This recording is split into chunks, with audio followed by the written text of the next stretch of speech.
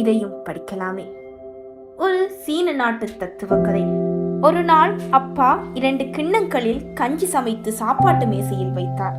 ஒரு கிண்ணத்தில் கஞ்சியின் மேலே முட்டை, அடுத்த கிண்ணத்தில் கஞ்சியின் மேலே முட்டை இல்லை. அப்பா என்னிடம் கேட்டார், உனக்கு 2இல் எது வேண்டுமோ எடுத்துக்கொள். நான் முட்டை இருந்த கஞ்சி கிண்ணத்தை எடுத்துக்கொண்டேன். என்னுடைய புத்திசாலித்தனமான முடிவுக்காக என்னை நானே பாராட்டிக் கொண்டேன். அப்பா சாப்பிட ஆரம்பித்த போது எனக்கு ஆச்சரியம்.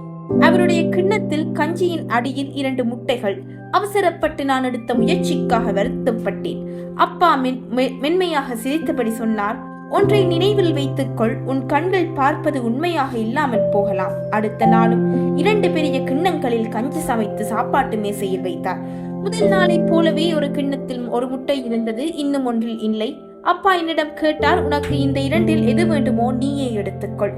இந்த முறை நான் கொஞ்சம் புத்திசாலித்தனமாக யோசித்தேன். முட்டை வைக்கப்படாத கிண்ணத்தை எடுத்துக்கொண்டேன். அன்றைக்கும் எனக்கு ஏமாற்றம், ஆச்சரியம். கிண்ணத்தில் அடிவரை துளாவி பார்த்தும் ஒரு முட்டை கூட கிடைக்கவில்லை. அன்றைக்கும் அப்பா சிரித்தபடி சொன்னார், எப்போதும் அனுபவங்களின் அடிப்படையில் எதையும் நம்பக்கூடாது. ஏனென்றால் சில நேரங்களில் வாழ்க்கை உன்னை ஏமாற்றக்கூடும். இதை ஒரு பாடமாக எடுத்துக்கொள். 3வது நாள் மறுபடியும் 2 கிண்ணங்களில் கஞ்சி சமைத்து மேசை மேல் வைத்தார். வழக்கம் போல் ஒரு கிண்ணத்தில் முட்டை, மற்றொன்றில் இல்லை.